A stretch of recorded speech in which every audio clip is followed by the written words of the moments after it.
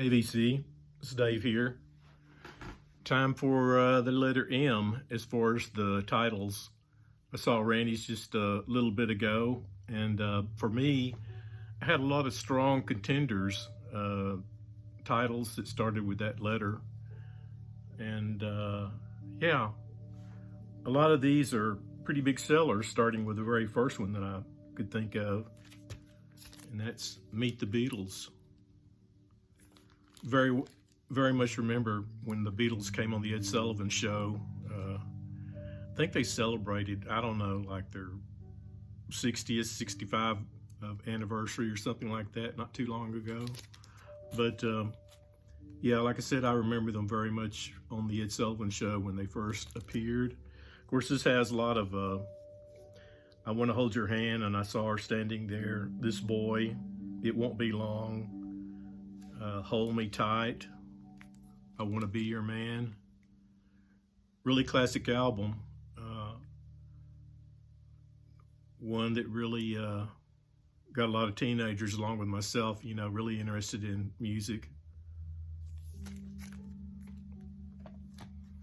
Most of these are kind of in order as far as I can remember buying them. This is the Moby Grape's first album with the infamous finger here airbrushed out. I thought I better go with that album cover. But yeah, I don't know how well this album sold. I just know it's on Columbia, and I know that Columbia pushed it pretty well. But I don't know that it sold that well. But I think the critics really like it. If I can remember, back in the day, had a little bit of a folk rock, feel to it, as long as also just regular rock and maybe a little bit of psychedelic sound to it as well. But yeah, Moby Grape's first album, self-titled. Well, this one is lesser known. This is Mad River's first album, and they were out of the Bay Area as far as I know, and they were kind of a psychedelic band as well, and had the sort of like a lot of bands at that time, like Country Joe and the Fish, and a lot of people like that, kind of had a little bit of a Grateful Dead vibe to them, but also kind of a little bit of a folk thing going on, a little bit of a avant-garde touch to their sound as well. But pretty interesting band, actually. A lot of the critics like their second album called Paradise Bar and Grill, because Richard Brautigan, fairly famous poet at the time, was, recited, I think, a poem or two on that album. On this one, it's a lot of instrumental music on here. But yeah, this is the first album, self-titled Mad River.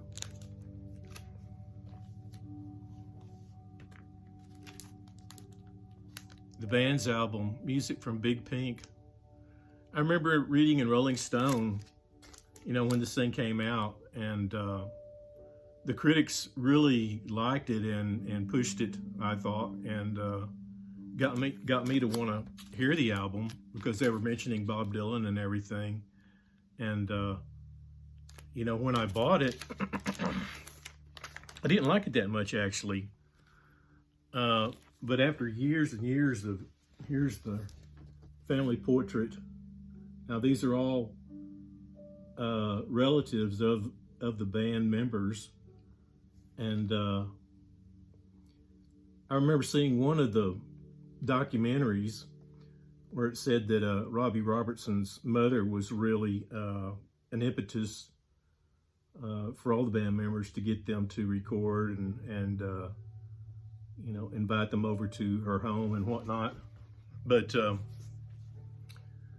yeah, over the years, after after listening to this album, I could easily see why Rolling Stone liked it so much. They had three singers, of course. Levon Helm was one of them. I never can hardly, let's see, Richard Manuel. He had the oddest vocals to me, but there was something about his vocals that were very endearing in a way. And Rick Danko as well. He had really good vocals, and they all harmonized. Just the right type of band of musicians that I like. Of course, Bob Dylan painted the cover too. Been working outside today, so if I cough or something, that's why. My allergies are really acting up on me. But yeah, McDonald's and Giles. I don't know if both these guys were in the King Crimson. I think it was just Ian McDonald. Well, I don't know either. Michael Giles. I don't know which one it was. Ian McDonald plays guitar, piano, organ, sax, flute, clarinet, zither, and vocals.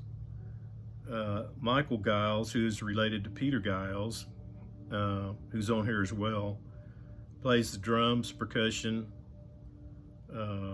milk bottles, lip, handsaw, whistles, and various other things.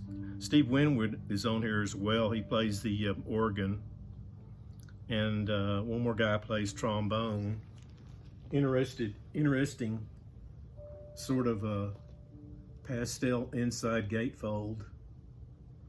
But this album here was also a grower of an album for me as well. It often falls within the progressive rock, I guess, area where the songs kind of start out and change over time. Has a little bit of a jazzy feel to it as well. But and I've always liked the purple cover on it.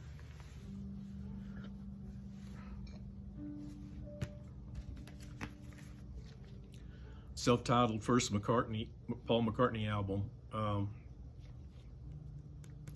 Got his kid here in the coat, and then the back is. Always thought, I think I might have read something about that, and I don't know that whether I did or not, but somebody can correct me. But I think this has to do with conceptual art about, life as a bowl of cherries. Of course, the cherries are outside the bowl. Make of that what you will. But for McCartney's first album, I thought this was a real strong album, actually. And I remember when I got it, my cousin got it first, and we listened to it over at his house. And then I bought a copy and listened to it over and over. Had some real nice songs on it. Man, We Was Lonely. The song Junk. The Lovely Linda. Maybe I'm Amazed, I guess, was the one that was on the radio most back in the day. But yeah, a real strong first effort by Paul McCartney.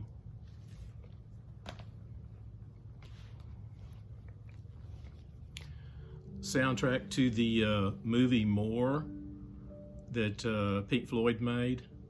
I actually saw this film, and I think it may still be up on YouTube if you're interested in it. And it's a pretty interesting movie. Best I can make of it, or the best I can remember from what I've seen. They made two different soundtracks, if I'm not mistaken. This was one. I think they did another one, or had some music on another soundtrack. But as I just remembered, this was a pretty interesting soundtrack. Most of it took place in I want to say someplace like Greece or something like that, on some kind of island. And this young man and this young girl meet and become kind of boyfriend, girlfriend. And the girl gets involved in drugs. I think that's what this one is about, if I'm not mistaken. But it has this song, the Nile Song, which is a real interesting kind of rocker song. Typical Pink Floyd with the sort of scary vocals. kind of a classic song that they did in concert called Cymbeline. Yeah, all this is really kind of a dreamy, kind of psychedelic soundtrack, actually, but real good. If you've not heard it, it's well worth picking up, by Pink Floyd.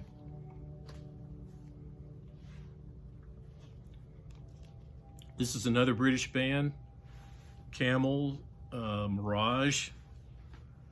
They're another progressive band, and like a lot of progressive bands, they kind of had their own sound. This one is worth picking up. I prefer their Snow Goose album, but I don't have it on vinyl. I've got it on CD.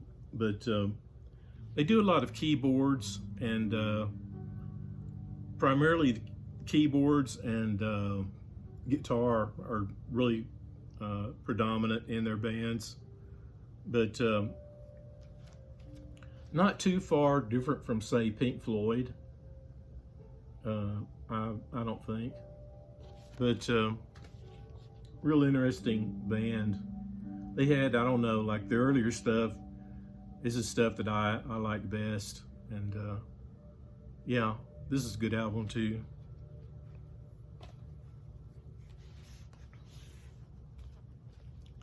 Elvis Costello's first record, My Aim Is True. Really good first effort by Elvis Costello. This was one of the albums out of that whole punk movement that really appealed to me, and actually his first 4 or 5 albums, something like that, were all really strong. And this kind of was a throwback to me to the early days of rock and roll, with people like Buddy Holly and stuff like that. Really good songwriting. You know, the album flowed really, really well. Allison, Watching the Detectives, Welcome to the Working Week, Mystery Dance. I mean, just every song on it is a really good song. You know, not hardly any throwaway songs at all. So yeah, My Aim Is True by Elvis Costello.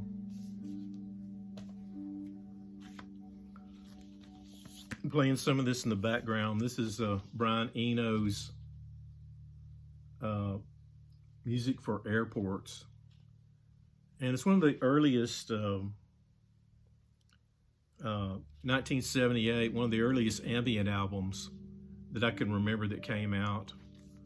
And it came with this little insert, part of the sleeve actually, talking about ambient music here. And what Eno says is that, you know, it's ambient music and Muzak music, which is big back in the day. You don't hear much about Muzak music anymore today. Mostly you go into a store today and they're just playing, you know, rock and roll music anymore, from my generation. But what he was saying is that this is akin to Muzak music, but with a different twist on it, in that Muzak kind of, you know, created an atmosphere. Well, this creates an atmosphere too. He calls it a tent, you know, a tent on your world to help you concentrate and to, you know, clear the mind or whatever. But I thought it was a real neat concept album in a unique way to present music. And like I said, I think this came out in 78. Yeah. But real interesting album. You know, it says it's supposed to induce calm and a space to think. So yeah, Brian Eno's Music for Airports.